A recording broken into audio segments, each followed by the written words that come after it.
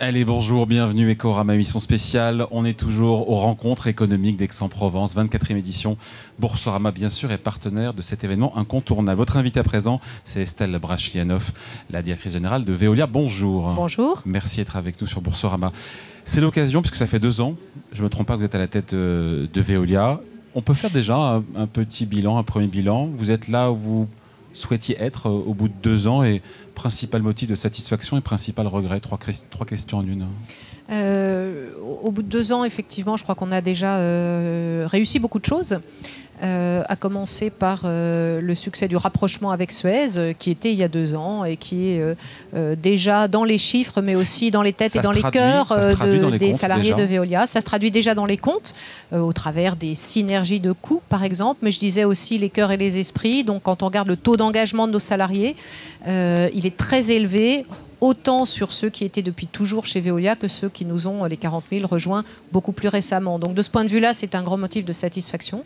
Au niveau des résultats financiers de l'entreprise aussi, qui va bien et qui continue à faire croître ses résultats. Mais au moins aussi important au niveau de nos résultats sur tous les indicateurs extra-financiers. Plus de Veolia, un Veolia qui réussit encore plus, c'est des mètres cubes d'eau économisés, c'est du CO2 qui est réduit et c'est des clients contents. Bon, et principal regret, je n'ai pas entendu ça. S'il y en a, évidemment. Alors, je ne suis pas tout à fait une femme de regret. Quand il y a des choses qui se passent pas tout à fait comme je l'imagine, j'essaie d'imaginer d'autres voies pour qu'à la fin, on atteigne l'objectif. Donc, je ne vous exprimerai pas de regret, ce qui ne veut pas dire que nous avons tout réussi, mais à chaque fois, on se met en mouvement pour trouver une autre voie pour atteindre notre ambition. Le début d'année est bon pour Veolia. Ça confirme la justesse de vos priorités stratégiques. On va revenir d'ailleurs sur les 3 pôles. On est quasiment un tiers, non, on n'est pas encore un tiers entre les 3 métiers, mais c'est ça la vocation, c'est d'arriver sur quelque chose d'assez équilibré. Oui, donc c'est d'arriver sur quelque chose d'assez équilibré au niveau des métiers, l'eau, les déchets, l'énergie, même si on n'est pas très loin. On n'est pas très loin, donc on a un plus gros tiers, si je puis dire, sur l'eau et sur les déchets, et un plus petit tiers sur l'énergie, donc ça va se rééquilibrer petit à petit. Au niveau géographique aussi, donc une entreprise qui est progressivement encore plus internationale, même si on l'est déjà beaucoup.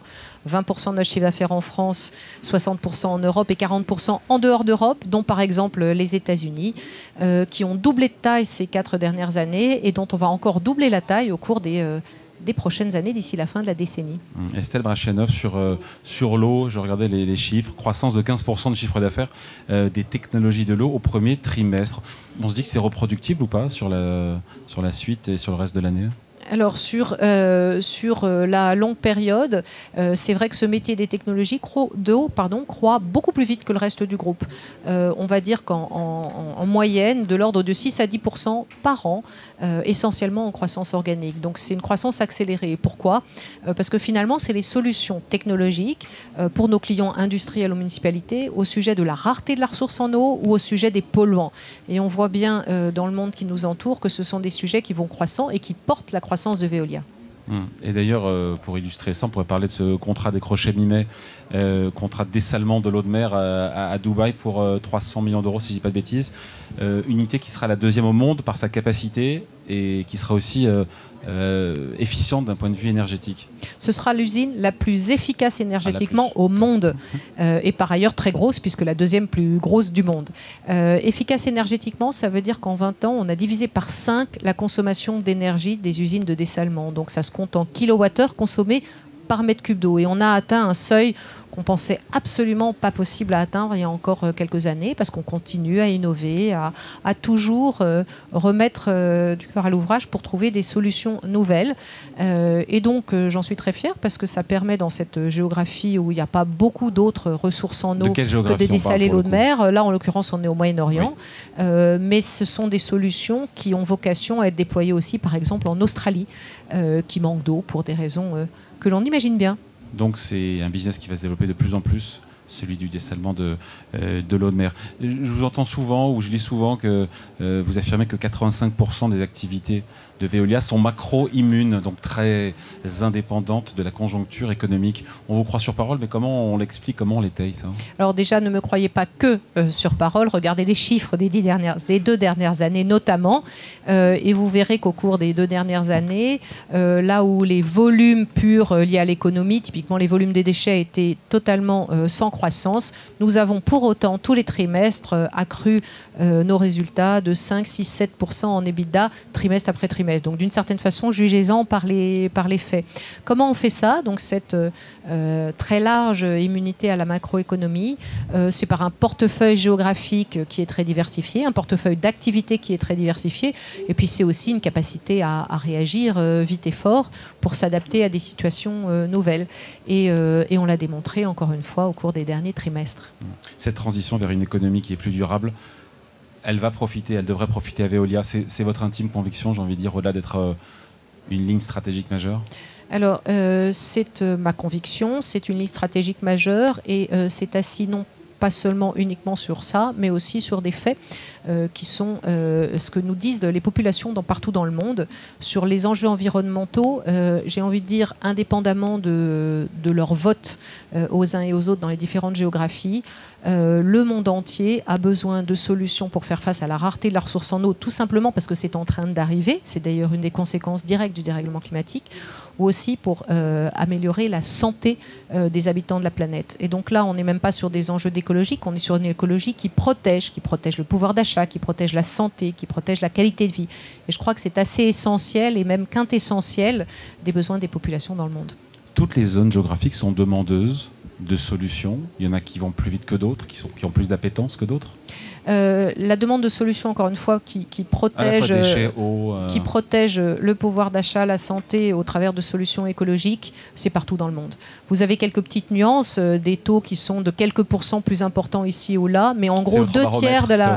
C'est le résultat de notre baromètre de la transformation écologique. Avec ELAB, je crois, de mémoire. Donc on a fait avec ELAB dans 26 pays dans le monde, au cours de 30 000 personnes ont été interrogées, et c'est ce qu'on nous dit très clairement. La population mondiale a compris que le coût de l'inaction était plus élevé que le coût de l'action. Mieux vaut ne pas avoir à en passer par des crises. Ça coûtera plus cher que de régler aujourd'hui les sujets. Tout le monde, 2 tiers de la population mondiale, et c'est le cas dans la plupart des géographies que nous avons testées. Donc je parle des États-Unis, de l'Arabie Saoudite, de la France, de l'Inde ou de l'Australie. À chaque fois, ils nous disent aux 2 tiers, oui, on a compris que le coût de l'inaction serait plus élevé que le coût de l'action. Ouais, d'ailleurs, il y a une étude américaine qui est sortie, notamment avec un chercheur d'Harvard, qui a montré que les conséquences économiques du réchauffement climatique étaient plus fortes que ce qu'on imaginait, que chaque degré de plus entraînait non pas une chute du PIB de mémoire 2 ou 3%, mais c'était 12%. Chaque hausse de la température entraîne une destruction de la création de valeur, enfin du PIB, de 12%. Et moi, je n'ai pas envie de vous parler nécessairement uniquement de PIB, j'ai envie de vous parler du vécu dans chacun des territoires dont je vous parle. C'est ici un prix de l'assurance de votre habitation qui a été multiplié par 2, 3, 4, comme on l'a vu dans tant de villes aux États-Unis.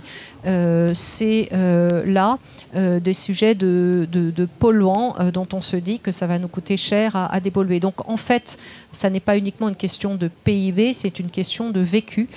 Et c'est pour ça d'ailleurs que c'est si finalement... que ça réunit l'humanité mondiale aujourd'hui. C'est un des sujets sur lesquels nous avons un vécu commun, qui est qu'on voit bien que le dérèglement climatique est en train de se passer déjà aujourd'hui, parce qu'on l'a vécu, nous, nos enfants, notre ville ou village, de façon différente, mais tout le monde l'a vécu déjà d'une façon ou d'une autre. Les Français veulent que ça avance, et en même temps on sort d'une période d'élections législatives, qui ont montré des positions assez divergentes entre les différents partis sur la transition écologique, entre ceux qui veulent mettre un coup de booster, un coup d'accélérateur, et puis ceux qui ont envie de freiner. Là, alors, il y a l'offre politique qui est différente de ce que je vous dis, et je ne commenterai pas l'offre politique, mais les populations, encore une fois, quel que soit ce qu'elles votent, elles nous disent, sans aucune ambiguïté, on a compris qu'il fallait agir maintenant. Après, est-ce qu'elles sont satisfaites de l'offre politique de X ou Y? C'est une autre question, mais en tout cas, le levier d'action, il est là. Donc les populations ne nous disent pas qu'elles ont envie de moins d'écologie. Elles nous disent qu'elles ont envie d'une écologie qui protège leur pouvoir d'achat, leur santé, d'une écologie de concret, de sujets, de solutions que l'on peut, j'ai envie de dire, toucher aujourd'hui dans ma ville, dans mon village, dans le territoire dans lequel j'habite. C'est ça la clé aujourd'hui. Mais c'est compatible l'écologie et pouvoir d'achat quand on sait que les technologies derrière sont coûteuses et que si c'est un coût, il faut que ça se répercute dans le prix aussi. Mais c'est même plutôt l'inverse. Les solutions écologiques que propose Veolia, elles protègent le pouvoir d'achat. Je vais vous donner un exemple. Si on attend que les crises se multiplient sur l'eau, peut-être que oui, on aura un sujet de rareté de l'eau, de gestion des crises, qui fait que ça coûtera beaucoup plus cher. Toutes les solutions qu'a Veolia aujourd'hui, elles permettent de maintenir la facture d'eau à 1% du budget des ménages, qui est le chiffre aujourd'hui. Et on peut se débrouiller pour rester à ce 1% du budget des ménages. Mais je peux vous dire que par contre, si on ne fait rien, là, on est sur une autre situation. Le coût de l'inaction sera bien plus élevé que le coût de l'action. Exactement. Merci pour cet entretien avec Estelle Brachlianoff, directrice générale de Veolia, enregistré depuis les rencontres économiques d'Aix-en-Provence, événement dont Boursorama est partenaire. Merci à vous. Merci.